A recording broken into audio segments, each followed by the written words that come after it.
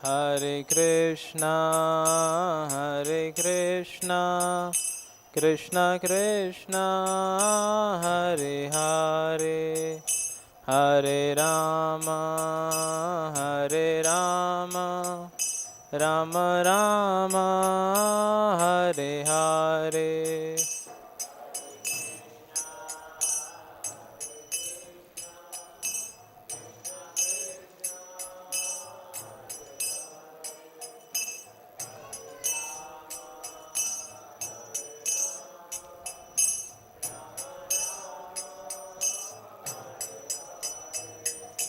Hare Krishna, Krishna Krishna, Hare Hare, Hare Rama, Rama Rama, Hare Hare.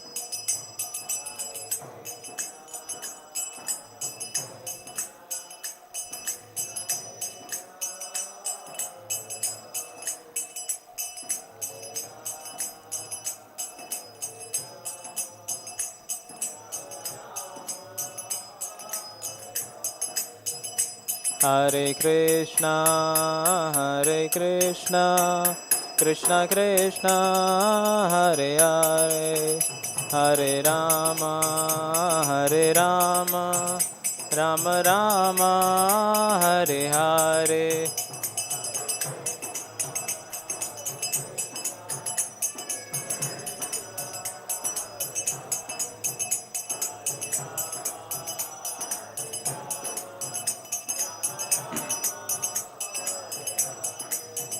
जय राधा राधिका रमण राधे।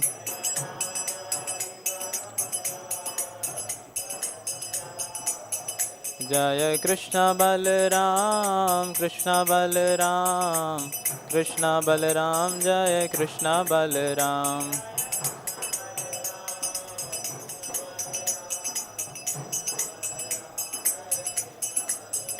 जय गौरनीताय जय गौरनीताय।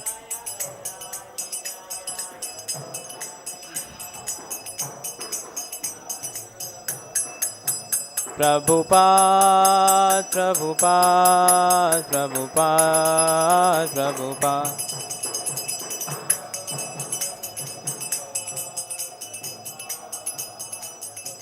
नित्य गौर हरि बोल हरि बोल।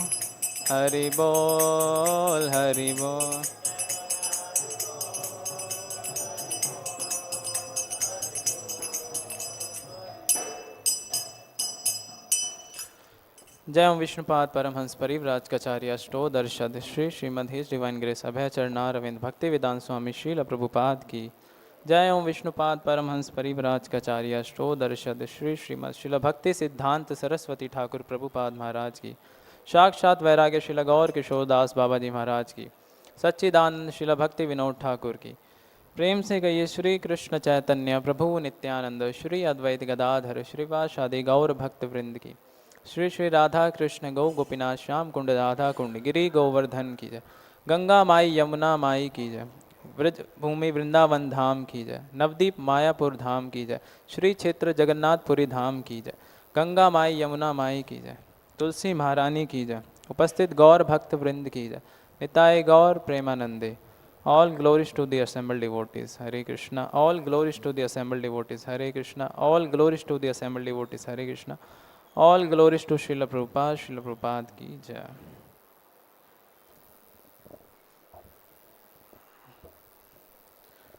हरे कृष्णा। आप सबका स्वागत है आज की संध्याकालीन भगवत गीता कक्षा में। तो आज हम जिस अध्याय पे चर्चा करने वाले हैं वो है भगवत गीता का 10वां अध्याय श्लोक संख्या 40।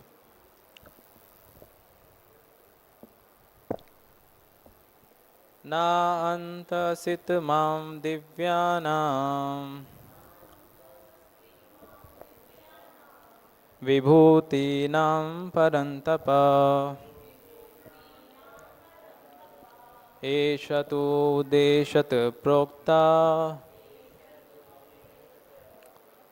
विभूते विस्तरा मया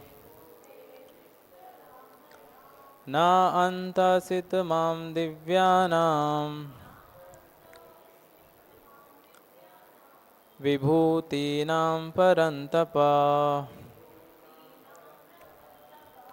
एष तु देशता प्रोक्ता विभूते विस्तारमाया न अन्तः सित मां दिव्यानां विभूतीनां परन्तप एषा त्रुदेशत प्रोक्ते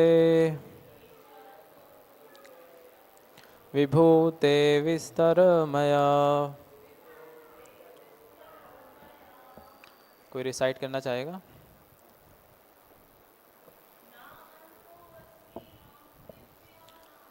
ना अंतसित मां दिव्यानां विभूतीनां परन्तप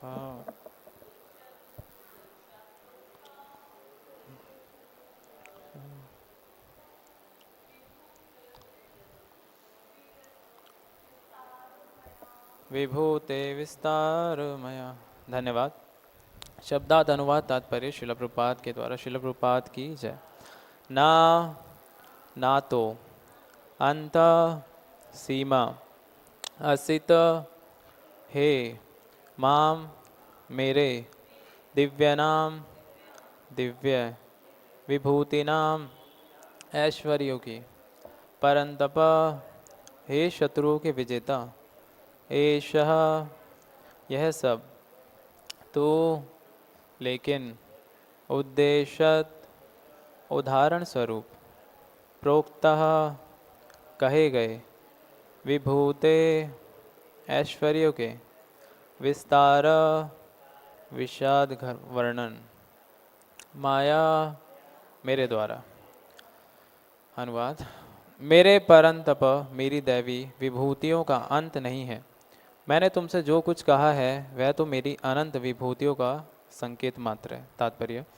जैसा कि वैदिक साहित्य में कहा गया है, यद्यपि परमेश्वर की शक्तियाँ तथा विभूतियाँ अनेक प्रकार से जानी जाती हैं, किंतु इन विभूतियों का कोई अंत नहीं है। अतएव समस्त विभूतियों तथा शक्तियों का वर्णन कर पाना संभव नहीं। अर्जुन की जिज्ञासा से शांत करने के लिए केवल थोड़े से उदाहरण प्रस्तुत किया गया। ओम अज्ञानतिमिरान्धस्य ज्ञानाञ्जनशलाकया चक्षुरुन्मीलितं येन तस्मै श्रीगुरवे नमः। श्रीचैतन्यमनोभीष्टं स्थापितं येन भूतले स्वयं रूपः कदा मह्यं ददाति स्वपदान्तिकं। वन्देऽहं श्रीगुरो श्रीयुतापतिकमलं श्रीगुरोन् वैष्णवांश श्रीरूपं साग्रजातं सहगणरघुनाथान्वितं तं सजीवं साद्वैतं सावधूतं परिजनसहितं कृष्णचैतन्यदेवं श्रीराधा कृष्णपादान् सहगणललिता श्रीविशाखान्वितांश।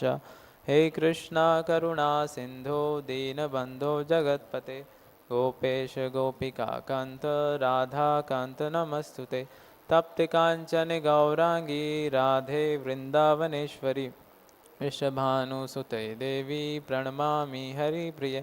वाञ्छाकल्पतरुभ्यश्च कृपा सिन्धुभ्य एव च पतितानां पावनेभ्यो वैष्णवेभ्यो नमो नमः।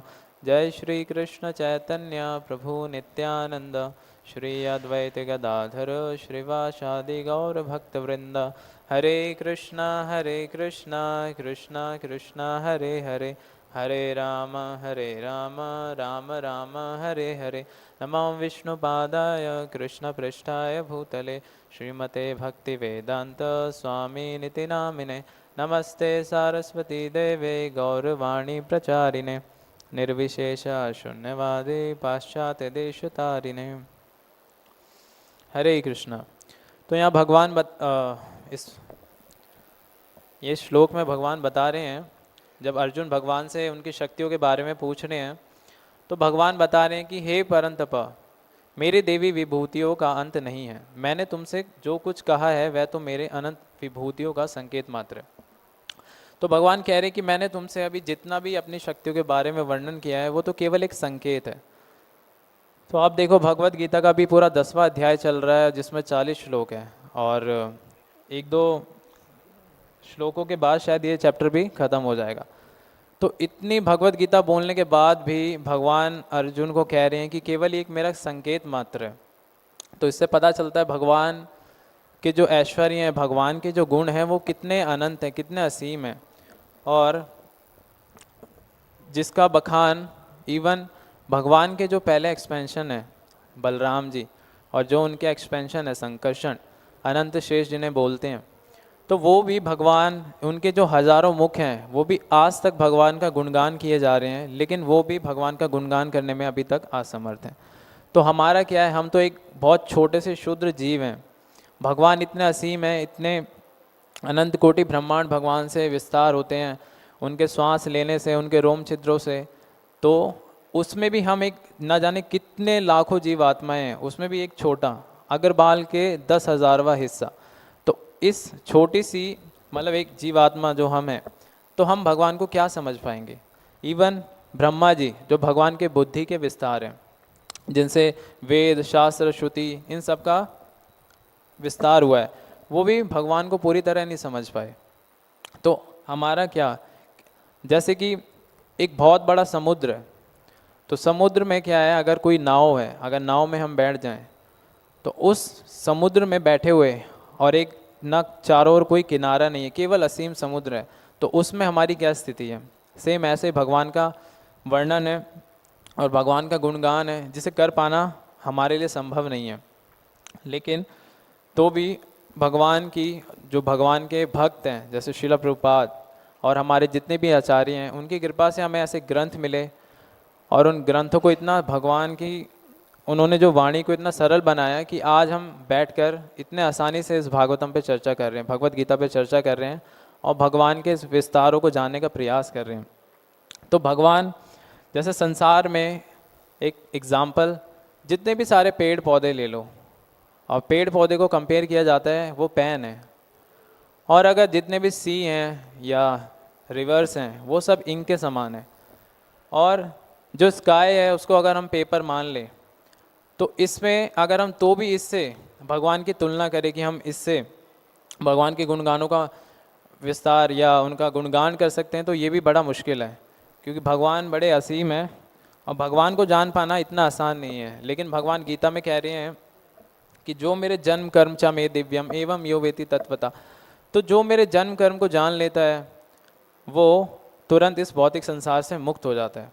तो हम सब यहाँ, हमारा जो मनुष्य जीवन है, भगवान ने हमें बताया है भगवत गीता में जो भी सारे उपदेश दिए हैं वो इसीलिए दिए हैं कि इस मनुष्य जीवन का लक्ष्य क्या है, आखिर इस मनुष्य जीवन को भगवान ने हमें दिया है तो इसका क्या मुख्य उद्देश्य है। तो भगवान गीता में भी बताते हैं कि जो इस मनुष्य जीवन का लक्ष्य है वो है भगवत धाम को प्राप्त करना। और जैसे कि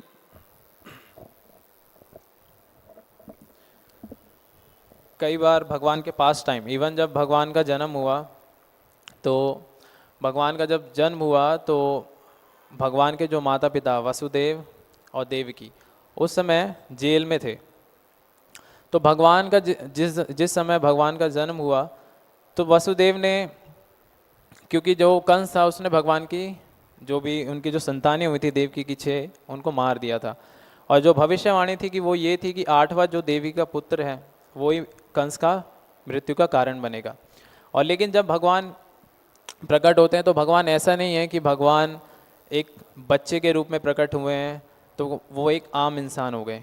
तो भगवान चतुर्भुज रूपी भगवान विष्णु के रूप में प्रकट हुए, और देवकी के आगे जब भगवान प्रकट हुए तो देवकी ने उनकी स्तुतियाँ की, और देवकी ने प्रार्थना की कि भगवान आप अपने इस जो चतुर्भुज रूप है इसको अगर ना इसको हटाकर अपना एक नॉर्मल जो एक बच्चा होता है द्विभुज रूप आप वो धारण कीजिए, ताकि जो कंस है, कंस आपको मतलब मार ना सके।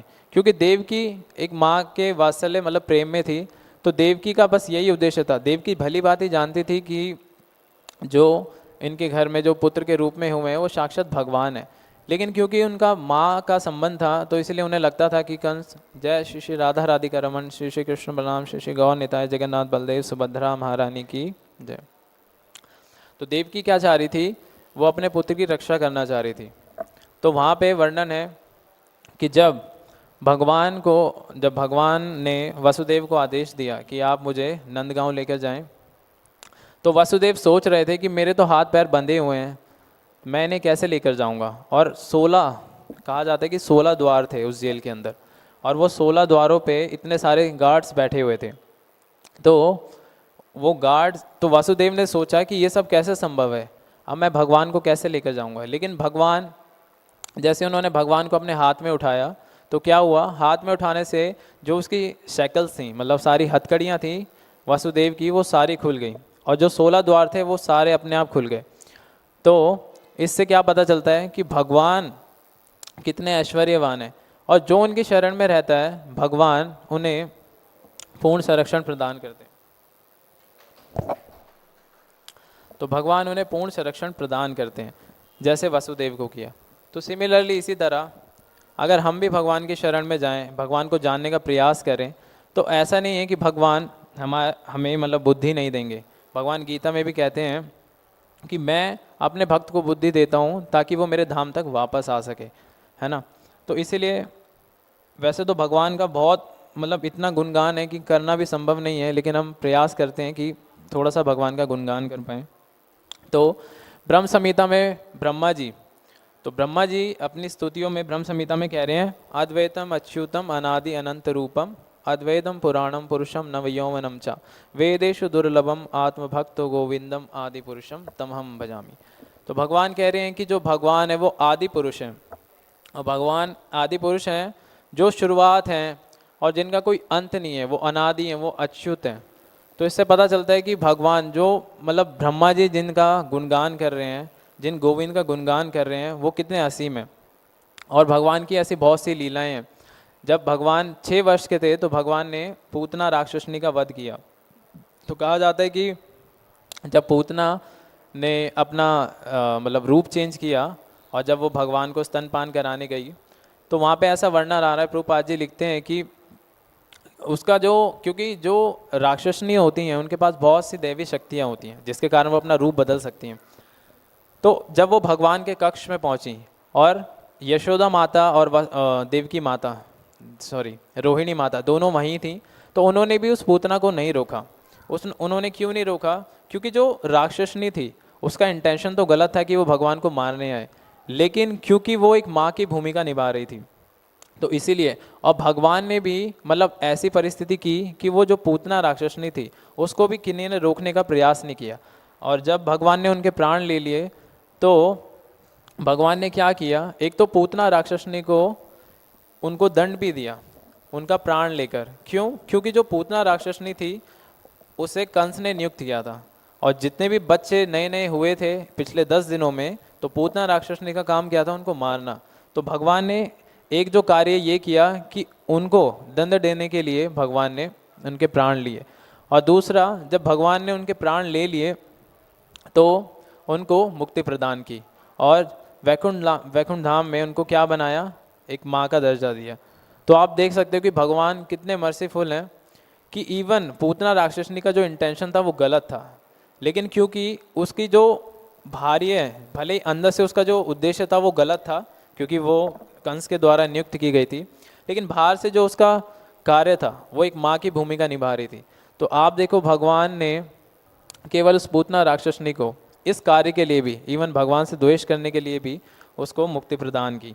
दूसरा आता है कि जब ब्रह्म व्योम लीला, जब भगवान श्री कृष्ण जंगल में गए अपने मित्रों के साथ क्लेवा कर रहे थे, मतलब लंच टाइम था भगवान का, तो ब्रह्मा जी ने देखा कि ये कैसे भगवान है जो गाल वालों का झूठा खा रहे हैं और एक बालक के रूप में खेल रहे हैं, बच्चे इनके कंधों पर चढ़ रहे हैं। तो उन्हें बड़ा डाउट हुआ कि ये वो मेरे आदि गोविंद पुरुष हैं, भगवान हैं जिनका मैं गुणगान करता हूँ। तो उन्होंने क्या किया, इसका टेस्ट लेने के लिए उनके सभी ग्वाल वालों को चुरा लिया, और जितने भी सारे ग्वाल वाले थे सबको चुरा के उन्होंने फिर जब उन्होंने देखा, जब वो 1 साल बाद आए, तो उन्होंने देखा कि मैंने जितने भी लोगों को चुराया है वो अभी तक सो रहे हैं मेरे पास, लेकिन यहाँ देख रहा हूँ कि सेम वैसे ही लोग भगवान के साथ खेल रहे हैं, भगवान के जो बछड़े हैं, जो गाय हैं, वो सब सेम वैसा ही है। तो इससे ही भगवान की ऐश्वर्य का पता चलता है कि भगवान कितने शक्तिशाली हैं। इवन इस भौतिक जगत में भले ही भगवान शायद ऐश्वर्य के स्वामी हैं, इसलिए वो भगवान कहलाते हैं, लेकिन इस संसार में आप देखोगे कोई भले ही कितना अमीर हो, या कोई कितना सुंदर हो, कोई कितना शक्तिशाली हो, या कोई कितना फेमस ही क्यों ना तो ऐसा नहीं है कि सारी क्वालिटीज़ उसमें एक मतलब एक ही व्यक्ति में हो सकता है कि कुछ क्वालिटीज़ उस व्यक्ति में हो, या वो ज़्यादा धनवान हो सकता है, सुंदर हो सकता है, या ज़्यादा शक्तिशाली हो सकता है। लेकिन इससे क्या पता चलता है कि ये जितनी भी जो पोटेंसी हैं ये भगवान के द्वारा दी गई हैं। तो जब भी हम किसी ऐसे व्यक्ति को देखें कि अगर वो ज़्यादा शक्तिशाली है, तो इसे हमें क्या सोचना चाहिए कि ये सब भगवान की कृपा है, कि भगवान ने उसको उसके पास जो भी उसके पुण्य थे उसके द्वारा उसको ये शक्ति प्राप्त की है। और भी भगवान के बहुत से पास टाइम आते हैं कि जब भगवान ने अपना ऐश्वर्य दिखाया है, भगवान ने माता यशोदा को भी अपना ऐश्वर्य दिखाया है, भगवान ने अर्जुन को भी विराट रूप दिखाया, भगवान ने दुर्योधन को भी अपना विराट रूप दिखाया। और इवन जब भगवान कृष्ण बलराम जी को उद्धव जी वापस अपने अक्रूर जी लेके जा रहे थे, तो तब भी भगवान ने अक्रूर जी को अपना ऐश्वर्य दिखाया। तो भगवान ने ये ऐसा नहीं है कि भगवान अगर कुछ भी अपनी लीला प्रकट कर रहे हैं इस भौतिक जगत पर तो भगवान की जो पोटेंसी है वो कम हो जाएगी।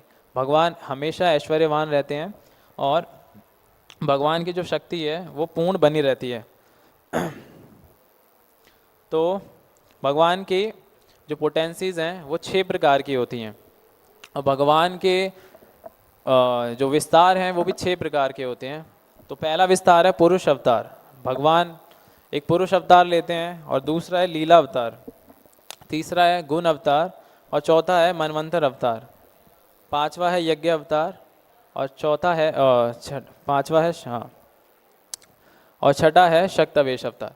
तो भगवान इतने सारे अपने विस्तार करते हैं, ये भगवान के प्रमुख विस्तार हैं। तो जो पहला भगवान का जो पूर्ण पुरुषोत्तम, जैसे कृष्णदास कविराज गोस्वामी जी ने चैतन्य चरितमृत में श्लोक का कोटेशन किया है कि सर्व अवतारी कृष्ण स्वयं भगवान तहार द्वितीय देह श्री बलराम। तो जैसे ऑल्टर में कृष्ण बलराम जी हैं, तो बलराम जी भगवान से 15 दिन बड़े हैं, और भगवान आप देखोगे ऑल्टर में कि बलराम जी ने भगवान कृष्ण के कंधे पे हाथ रखा हुआ है। तो क्वेश्चन ये है कि कौन ज़्यादा शक्तिशाली है, बलराम जी शक्तिशाली हैं या भगवान कृष्ण शक्तिशाली हैं?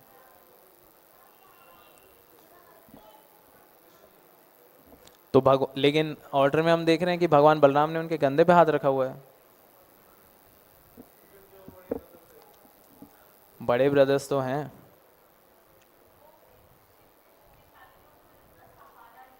यस एग्जैक्टली यही आंसर है कि उन्होंने उनका सहारा लिया हुआ है।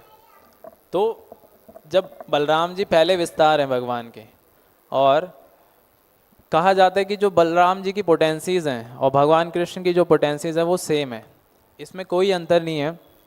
केवल अंतर इतना है कि कलर का कॉम्प्लेक्शन अलग है, भगवान श्याम वर्ण के हैं और भगवान बलराम जी गौर वर्ण के हैं। लेकिन इतना होते हुए भी जो बलराम जी हैं, बलराम जी क्या है, खुद को सेवक मानते हैं भगवान का। तो जो पहला विस्तार है वो बलराम जी का होता है। फिर बलराम जी से विस्तार होता है संकर्षण, वसुदेव, प्रद्युमन और अनिरुद्ध का। और इनके जो एक सेकंड एक्सपेंशन भी है नारायण। तो जो नारायण है और बलराम जी हैं वो भी सेम पोटेंसी वाइज हैं। और फिर इसके बाद जो सेकंड संकर्षण होता है, तो उनसे जो विस्तार होता है वो होता है महाविष्णु का। तो महाविष्णु से जब भगवान विस्तार करते हैं वो होता है कारणोदक्षाई विष्णु, और कारणोदक्षाई विष्णु से शिरोदक्षाई, और शिरोदक्षाई विष्णु से गर्भोदक्षाई विष्णु। और ये ऐसे अनंत रूप हैं, भगवान के एक्सपेंशन है जो चलते जाते हैं। तो जो भगवान की लीला है वो कंटिन्यू रनिंग रहती है। ऐसा नहीं है कि भगवान ने द्वापर युग में यहाँ पे लीलाएं दिखाई तो अभी भगवान की लीलाएं नहीं चल रही हैं। इवन भगवान की लीलाएं हर समय चलती रहती हैं। जैसे भगवान ने पूतना का वध किया है, तो हो सकता है कि अभी भी भगवान ने कहीं का पूतना का वध किया है। तो भगवान की जो लीलाएं हैं हर जगह रनिंग रहती हैं। और ऐसे भगवान के बहुत सारे एक्सपेंशन हैं जो हर समय मतलब भगवान के होते रहते हैं, जिनका मतलब गुणगान कर पाना बड़ा कठिन है।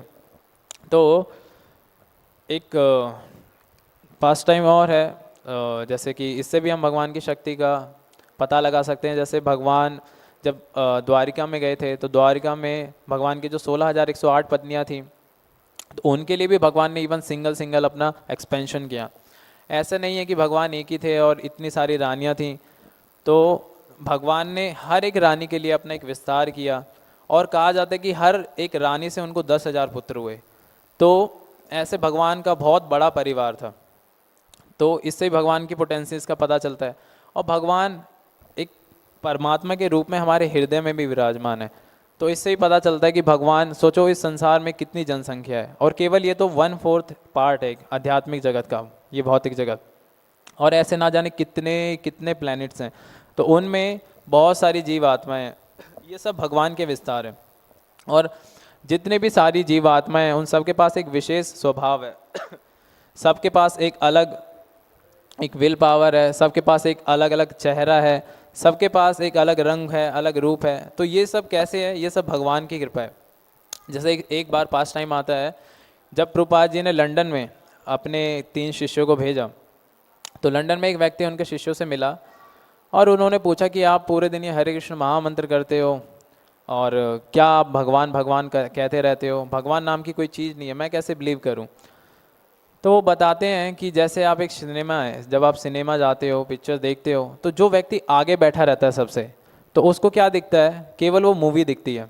और मूवी वो देख के ऐसा लगता है कि ये सच में मेरे आगे चल रही है, एक रियल। लेकिन जब आप थोड़ा सा पीछे होके देखोगे तो तब आपको क्या दिखेगा? वो एक डायमेंशनल एजेस दिखेंगे उस स्क्रीन के, है ना। लेकिन फिर आप थोड़ा और पीछे आके उस स्क्रीन को देखोगे तो फिर आपको क्या दिखेगा कि एक पर्दा है जिसके ऊपर पीछे से कोई लाइट पड़ रही है और कोई मूवी चल रही है। तो लेकिन आप उस जो मैकेनिज्म है जहाँ से वो रोशनी आ रही है, आप उसके पीछे भी देखोगे तो आप देखोगे एक व्यक्ति है जो उस मशीन को कंट्रोल कर रहा है। तो जो प्रभुपाद जी के शिष्य थे उन्होंने बताया कि वो जो मूवी जैसे हमें असली लग रही थी और उसको कंट्रोल करने वाला कौन है? एक व्यक्ति है। अब जैसे पावर है, ये लाइट्स हैं, ये लाइट ऐसे नहीं आ रही है, इसको भी, इस लाइट का भी कोई सोर्स है, कोई पावर बैंक है। तो ऐसे ही उन्होंने बताया कि जो ये भौतिक संसार है ये ऐसे कार्य नहीं कर रहा है, इसको चलाने वाला, इसको क्रिएशन करने वाले भी हैं, इसको भी बनाने वाले भी भगवान है। अभी देखो, अभी जैसे क्लाइमेट चेंज हो रहा है तो ये कैसे हो रहा है? और हर समय आप देखोगे कि हर मतलब इसी टाइम पे कुछ कुछ सर्दियाँ स्टार्ट हो जाती हैं और फिर अगले जो भी मार्च या जून जुलाई के बाद गर्मियाँ स्टार्ट हो जाती हैं। बहुत से जो पेड़ पौधे हैं वो अपने आप ऑटोमेटिकली चेंज होते हैं। तो ये कैसे होता है? ये भगवान की शक्तियों से ही होता है, क्योंकि हर चीज़ को चलाने वाले हैं। ऐसा नहीं है कि हर चीज़ ऑटोमेटिकली हो रही है। साइंस तो कहता है कि ये सब एक ऑटोमेटिकली मतलब सडनली हो गया, एक बिग बैंग थ्योरी थी जिससे कि ये जीवन उत्पन्न हो गया। तो ऐसा नहीं है, हर चीज़ को चलाने वाले कोई ना कोई हैं और जो भगवान के द्वारा चलायमान है। तो भगवान गीता में भी बताया, मय्या दक्षिण प्रकृति सूयते सा चराचरम हेतु नानेन कौन्तेय सूयता भवन्ति। तो भगवान कह रहे हैं कि मेरी आज्ञा से ही सूर्य उदय होता है, मेरी आज्ञा से ही सारे पेड़ पौधे हैं। और ऐसा नहीं है कि कोई भी चीज़ें परफेक्ट टाइम पे नहीं हो रही हैं, सब भगवान की कृपा से आप देखोगे हर चीज़ टाइम टू टाइम होती है। और इसमें जैसे कि बताया है कि हम भगवान के गुणों को कैसे समझ सकते हैं, तो भगवान गीता में भी इसका काफ़ी जगह बता रहे हैं कि भगवान के गुणों को समझना वैसे तो बड़ा मुश्किल है, लेकिन गुरु की कृपा से। तो एक श्लोका आता है कि बहुनाम जन्म नाम अंते ना ज्ञानवान माम प्रपदंते वासुदेव सर्वमिति सा महात्मा तो दुर्लभ। मतलब अनेक अनेक जन्मों के बाद, जैसे कि 84 लाख योनियाँ हैं और इसमें जीव भ्रमण करता रहता है, लेकिन इसमें भी जब किसी के ऊपर गुरु की कृपा होती है या साधु लोगों की कृपा होती है तो ऐसे लोग मेरे जन्म को समझ सकते हैं। लेकिन ऐसे जो लिविंग एंटिटी है वो बहुत दुर्लभ है। तो अगर मैं एक एग्ज़ाम्पल लूँ, जैसे कि एक रामेश्वरम है, तो रामेश्वरम में एक श्रीरंगम है, तो वहाँ पे वो है तिरुपति बालाजी। तो वहाँ पे कहा जाता है कि भगवान के जो दर्शन है बहुत दुर्लभ हैं और बहुत बड़ी बड़ी वहाँ पे लाइनें होती हैं। लोग 8 या 9 घंटे, 12 घंटे, इवन 24 घंटे भी खड़े रहते हैं भगवान के कुछ सेकंड के दर्शन के लिए। तो उसमें भी एक फैसिलिटीज़ है वीआईपी लोगों की, तो जो वीआईपी लोग होते हैं उनको जल्दी दर्शन हो जाते हैं। तो ऐसे भगवान ने ये मनुष्य हमें दे दी है, मनुष्य का जन्म दिया है। जो भी हमारी पायस एक्टिविटीज़ थी उसके कारण, जो भी हमने यज्ञ किए हैं, जो भी हमने पुण्य किए हैं, उसके बल पर भगवान ने हमें जन्म दिया है। तो इस जन्म का मुख्य कार्य क्या है कि इस मनुष्य योनि, जैसे सांप सीढ़ी होता है ना, तो सांप सीढ़ी में क्या है, 99 पे जाके एक सांप होता है जो काट लेता है, तो फिर हम नीचे गिर जाते हैं। तो उसी तरह जब ये मनुष्य, जैसे ये हमारा जन्म कर, ये जो हमारी साइकिल चल रही है, इसमें हम भगवान से प्रॉमिस तो करते हैं कि भगवान हम इस भौतिक संसार में आए हैं, प्लीज़ हमें इस बार मौका दे दीजिए, हम आपका भजन कीर्तन करेंगे और भागवत धाम वापस आएंगे। लेकिन क्या होता है कि जो भगवान की जो शक्तियाँ हैं, और भगवान की शक्तियाँ तो हम भी हैं, हम मार्जिनल पोटेंसी हैं, तटस्थ शक्ति हैं, और भगवान के जो 3 गुण हैं, सतोगुण, रजोगुण, तमोगुण, तो ये दोनों ही भगवान की पोटेंसी हैं। और भगवान की एक योग माया, एक महामाया है। तो जो योग माया है वो यहाँ पे कार्य करती है। तो जो लिविंग एंटिटी है वो भगवान को प्रॉमिस करता है कि भगवान जब मैं इस भौतिक संसार में जन्म लूँगा और प्लीज़ आप मेरी सहायता कीजिए ताकि मैं आपका भजन कीर्तन कर पाऊँ। तो वो क्या है, लेकिन जब वो इस भौतिक संसार में जन्म लेता है तो क्या होता है कि वो इस धीरे धीरे जो भगवान की जो योग शक्तियाँ हैं वो उसको सारी चीज़ें भुला देती हैं। तो भुलाने से क्या होता है, जो भगवान को जो प्रॉमिस किया होता है वो कभी उसको पूरा करता ही नहीं है। लेकिन भगवान इतने कृपालु हैं कि इवन भले हमने इतने सारे बुरे कर्म किए हैं, इतने सारे पाप किए हैं, लेकिन भगवान तो भी हमें नहीं भूलते। भगवान तो भी हमारे साथ परमात्मा के रूप में है। 84 लाख योनियों में देखो कितनी सारी योनियाँ हैं, चींटी है, सूअर है, कुत्ते हैं, बिल्ली हैं, लेकिन भगवान हर किसी के हृदय में है। और इवन भगवान पर्सनली हर एक लिविंग एंटिटी के साथ अपना एक रिलेशन रखते हैं। और भगवान ऐसा नहीं है कि एक सूअर के भगवान अगर हृदय में हैं तो भगवान उससे कंटेमिनेटेड होते हैं, नहीं। तो भगवान की जो स्थिति है वो पूर्ण की पूर्ण बनी रहती है। भगवान पवित्र हरि भी बोलते हैं, तो भगवान की जो स्थिति है वो पूर्ण रहती है। तो भगवान हमारे सबसे बड़े मित्र हैं, भगवान सबसे बड़े गुरु हैं। और तो भगवान जब इस भौतिक धरा पे जब भी आते हैं तो भगवान के बहुत से उद्देश्य होते हैं। एक तो भक्तों की रक्षा करना, असुरों का विनाश करना और धर्म की स्थापना करना। तो भगवान इसीलिए हमारे ऊपर बहुत मर्सीफुल हैं। आप देखो कलयुग में भी कितना बेनिफिट है। कहा जाता है पद्म पुराण में कि जो सतयुग में 6 महीने में जो यज्ञ करके फल मिलता था वो केवल यहाँ भगवान का प्रसाद पाने से एक ही दिन में आप प्राप्त कर सकते हो। तो सोचो, जो भगवान मतलब इतना जो तपस्या करनी पड़ती थी वो केवल इस कलयुग में भगवान ने मतलब इतना सेल पे सारी चीज़ें दी हुई हैं, लेकिन तो भी हम उसको समझने का प्रयास नहीं करते। हम डेली इतनी हरी कथा सुनते हैं, हम रेगुलरली सुनते हैं, लेकिन हमारा जो मन है वो मन हमें सुनने नहीं देता। मन हमारा यहाँ है, और कहा जाता है जहाँ हमारा मन है हमारा शरीर भी वहीं होता है। केवल हम शारीरिक रूप से यहीं बैठे हैं लेकिन पूरा मन हमारा वहाँ है। और क्योंकि हम ये शरीर नहीं है तो जितनी भी हमारी जो कॉन्शियसनेस है वो वहीं होगी जहाँ पे हमारा मन है। तो इसलिए हरि कथा को बड़े ध्यान से सुनना चाहिए, तभी हम इसका बेनिफिट उठा सकते हैं। अगर मैं मान के चलूँ कि यहाँ पे जैसे कोई प्राइम मिनिस्टर है या कोई भी बड़ा व्यक्ति है, तो वो क्या है, उसके सामने भी हम कभी मतलब ज़्यादा बोलने का प्रयास नहीं करेंगे, हम उसको बड़े ध्यान से सुनते हैं। तो भगवान की जो ये वाणी है भगवान से अभिन्न है। तो जो श्रीमद् भागवतम है वही भगवान का ग्रंथ अवतार है। तो इसीलिए ये भगवान से नॉन डिफरेंट है। तो इसीलिए भी हमें बड़े ध्यानपूर्वक इसका जो फ़ायदा है वो उठाना चाहिए, तभी हम भगवान की इस जो पोटेंसी हैं, भगवान का जो दिव्य जो स्वरूप है, भगवान की जो शक्तियाँ हैं, इनको समझ पाएंगे। जैसे अर्जुन यहाँ पे भगवान से पूछ रहे हैं तो भगवान भी उनको कह रहे हैं कि केवल ये मेरी एक संकेत है, एक विभूतियों का संकेत है। तो इससे पता चलता है कि भगवान कितने शक्तिशाली हैं। और इवन इससे जो नेक्स्ट श्लोक है ये भी इससे रिलेट है। तो प्रभुपाद जी इस परपट में लिख रहे हैं कि तुम जान लो कि सारा ऐश्वर्य, सौंदर्य तथा तेजस्वी सृष्टियाँ मेरे तेज के एक सुफुल्लिंग मात्र से उद्भूत होती है। तो भगवान यहाँ पे बता रहे हैं कि जितना भी ऐश्वर्य, सौंदर्य है, जो तेजस्वी हैं, सृष्टियाँ हैं, मेरे तेज के एक स्फुल्लिंग मतलब एक निमित्त मात्र से ही उद्भूत हो जाती हैं। तो हमें ऐसे बहुत से प्रमाण मिलते हैं जिससे भगवान का गुणगान किया जा सकता है और भगवान की पोटेंसीज का भी वर्णन दिया हुआ है। लेकिन इसमें एक जैसे कि बहुत से लोग होते हैं कि मतलब इन चीज़ों पे बिलीव नहीं होता कि कैसे ये सारी चीज़ें कार्य कर रही हैं। बहुत से लोगों के डाउट्स यही होते हैं कि कैसे हम हरि नाम लेके भगवत धाम जा सकते हैं, या कैसे शास्त्रों को हम पढ़ें, और कैसे पता कि ये जो शास्त्र हैं ये मतलब प्रमाणिक हैं। तो बहुत से लोग इसी चीज़ में डाउट्स मतलब उनको रहता है कि कैसे हम जाने, इतने सारे गुरु हैं आजकल। मतलब एक जो आजकल मतलब संसार में आप देख रहे हो कि सो कॉल्ड जो जितने भी साधु होते हैं, कुछ लोग मतलब अपने तरफ से कथा करते हैं और अपना एक मनगढ़ंत अपना जो उसमें अनुवाद करते हैं।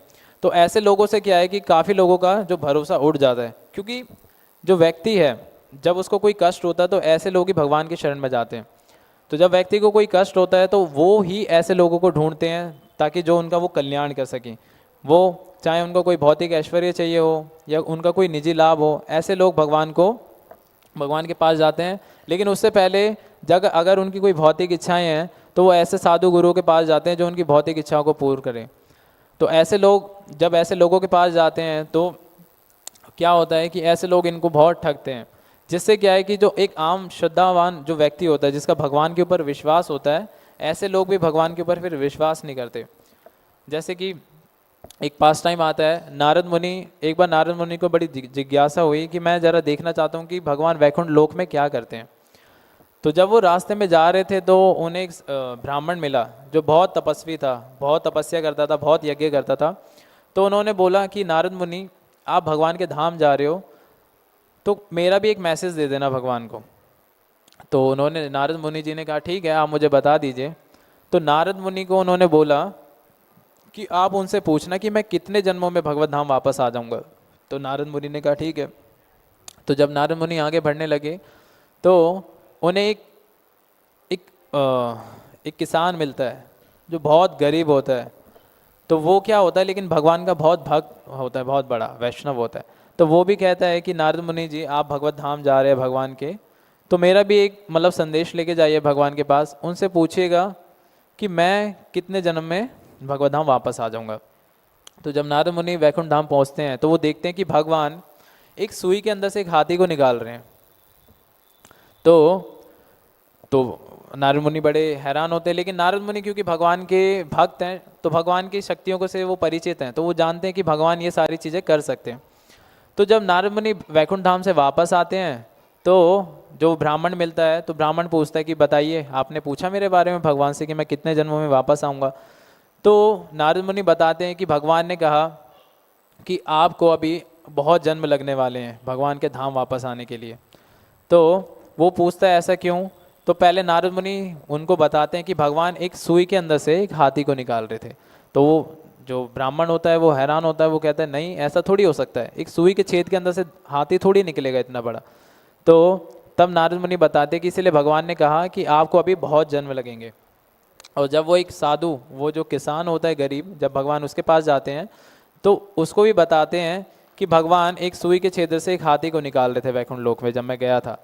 तो वो जो ब्राह्मण होता है वो मतलब भावुक हो जाता है और बहुत रोता है, और वो कहता है कि मेरे भगवान इतने शक्तिशाली हैं कि वो कुछ भी कर सकते हैं, क्योंकि एक वैष्णव को भगवान पे और भगवान की वाणी पे पूर्ण विश्वास है।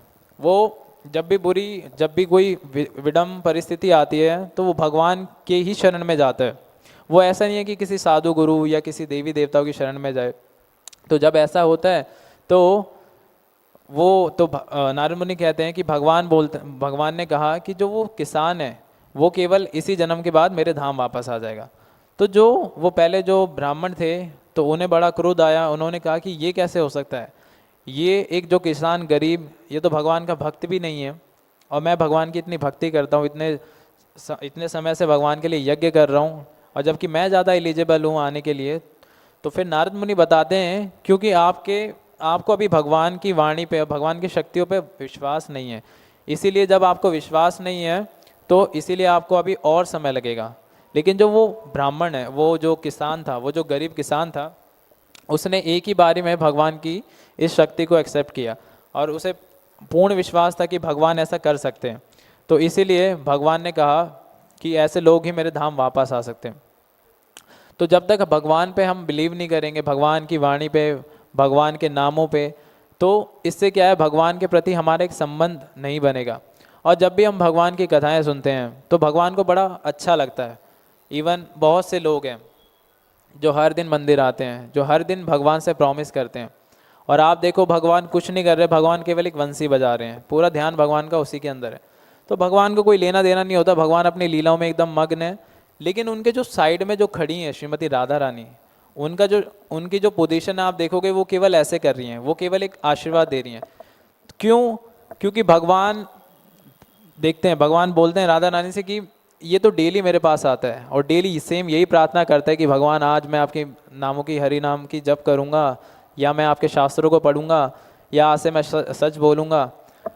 तो भगवान कहते हैं कि ये डेली ऐसे बोलता है लेकिन हमेशा गलती करता है। लेकिन राधा रानी बोलती हैं कि कोई बात नहीं, भले इस भौतिक संसार में मतलब कोई भी चीज़ परफेक्ट नहीं है, लेकिन वो जब भी आ रहा है वो आप ही के आगे प्रार्थना कर रहा है, तो आप उसे कृपा प्रदान करें। लेकिन उसको प्राप्त करने के लिए भगवान चाहते हैं कि मेरे भक्त पूर्ण रूप से मेरे हो जाएं, और जब भी कोई बुरी परिस्थिति आए तो इधर उधर ना भागें।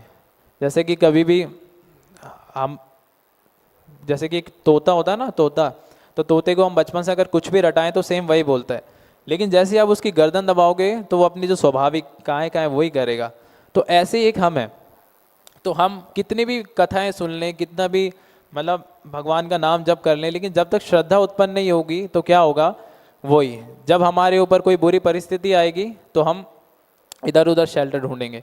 तो भगवान को, इसीलिए भगवान कहते हैं कि मैं बड़ा सेल्फिश हूँ, तो जो मेरे भक्त है वो केवल मेरे ही, जो मेरे भक्त है वो केवल मेरे ही हों। अगर वो पूर्ण रूप से मेरे ऊपर निर्भर नहीं है तो ऐसे लोगों पर भगवान कृपा करते हैं, लेकिन उतनी नहीं करते। जैसे कि ऑस्ट्रेलिया में क्या रूल है कि जब आप पानी का बिल नहीं भरोगे तो वहाँ के लोग क्या करते हैं कि पानी की जो पाइपलाइन है उसको काटते नहीं है, पूरा बंद नहीं करते, उसका जो फ्लो है बहुत कम कर देते हैं, मतलब एक एक टिप टिप करके पानी का बूंद आता है घर में। तो जो व्यक्ति है वो बड़ा परेशान हो जाता है, अब क्या करे, एक एक बूंद पानी की आ रही है तो वो परेशानी हो गया, अब ना उसको बंद किया ना उसको चालू ही रखा। तो ऐसे भगवान है, जब स्टार्टिंग में कोई श्रद्धा या कोई जो भी लोग भगवान की सेवा में जुड़ते हैं या स्टार्टिंग में भगवान की कथाएं सुनते हैं, भगवान का नाम जप करते हैं, तो भगवान उनको बड़ी रुचि देते हैं नामों में, क्योंकि इतने जन्मों के बाद वो व्यक्ति भटक रहा था और अब वो भगवान की शरण में आया है। तो भगवान स्टार्टिंग में, जैसे कोई भी नई चीज़ें होती हैं तो लोग पहले, इवन मटेरियल वर्ल्ड में अगर किसी चीज़ को प्रमोट करना है तो लोग फ्री में देते हैं, तो ऐसे भगवान स्टार्टिंग में आपको बहुत कृपा देते हैं। लेकिन जैसे जैसे समय के साथ अगर आप उस चीज़ का फ़ायदा उठाओगे, अगर आप भक्तों के संग में और अपनी भक्ति को करोगे तो क्या है, उसको आपका जो पूरा लाभ है। लेकिन धीरे धीरे यदि आप उस चीज़ को निगलेक्ट करोगे, उस चीज़ को सीरियसली नहीं लोगे और अपने जो भौतिक कर्मों के उन्हीं में अपना फिर दोबारा आप बिज़ी हो जाओगे, तो फिर क्या है, आपकी स्थिति वैसी हो जाएगी जैसे वो पानी की बूंद टपक रही थी। आपको आनंद तो आएगा लेकिन उतना नहीं आएगा जितना आप भक्तों के संग में और भगवान के डेली रेगुलर बेसिस पे भगवान की कथाएं सुन के जो रिलीज कर पाओगे। तो इसीलिए हमें भगवान की जो ये कथाएं हैं डेली सुननी चाहिए। और आजकल इतने सारे प्लेटफॉर्म्स हैं, आप अपना ऑनलाइन भी सुन सकते हो।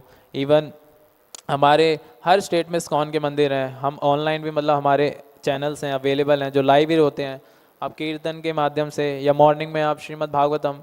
तो आप जैसे जैसे सुनोगे तो जिस व्यक्ति के बारे में हम सुनते हैं हमें पता चलेगा कि वो कितना महान है। जैसे प्रभुपाद जी बोला करते थे कि हमें जो श्रीमद् भागवतम है वो फर्स्ट कैंटो से पढ़ना चाहिए।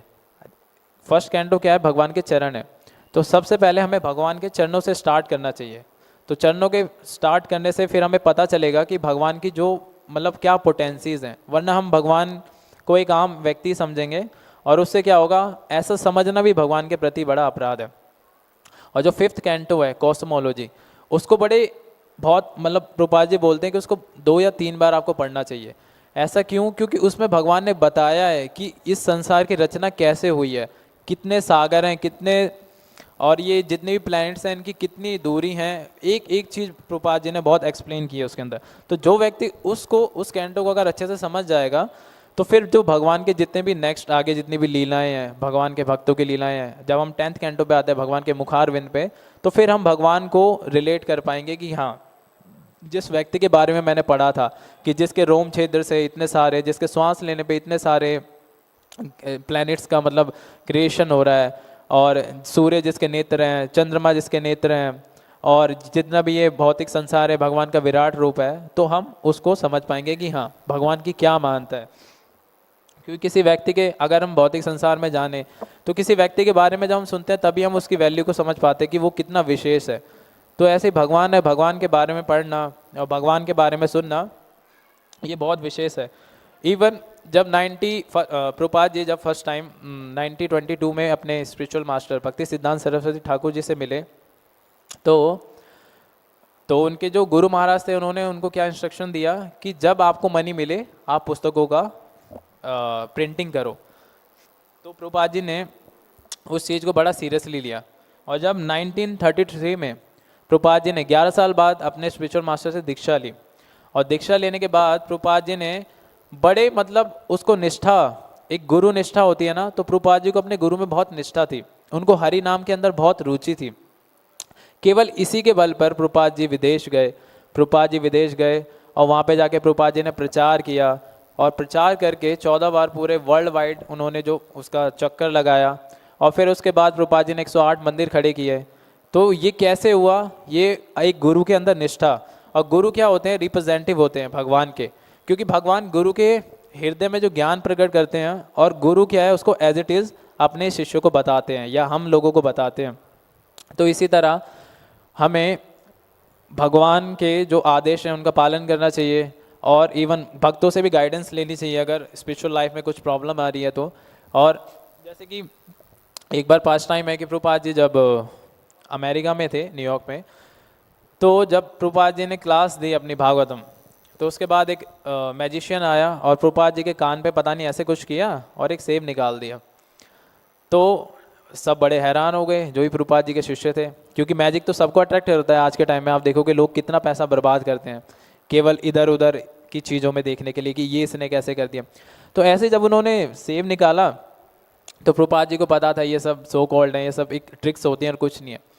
तो प्रभुपाद जी ने कहा कि मैं जब भारत से न्यूयॉर्क में आया, बॉस्टन में आया, तो मेरे पास कुछ भी नहीं था, केवल एक हरि नाम महामंत्र था और मेरे कुछ ये भगवान के श्रीमद् भागवतम था।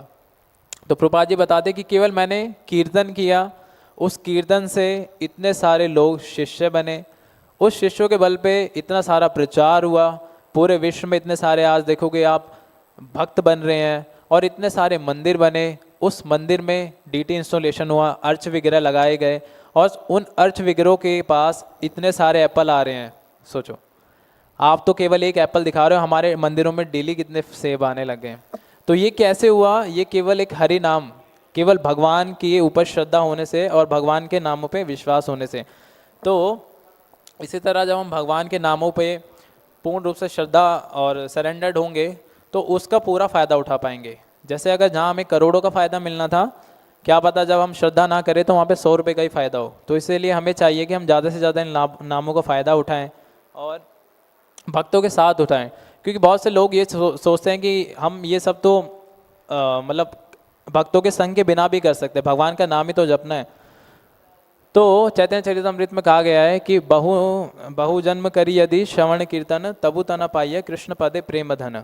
मतलब जो व्यक्ति अगर भक्तों के बिना चाहे कितने भी जन्मों जन्मों तक भगवान का मतलब श्रवण कीर्तन करे, लेकिन अगर वो साधुओं का, भक्तों का आदर सम्मान नहीं करता है, उनसे गाइडेंस नहीं लेता है, वो केवल अपने, क्योंकि भगवान कहते हैं कि जो बोलता है कि भगवान मैं आपका भक्त हूँ वो मेरा भक्त नहीं है। भगवान कहते हैं जो मेरे भक्तों का भक्त है वो मेरा भक्त है।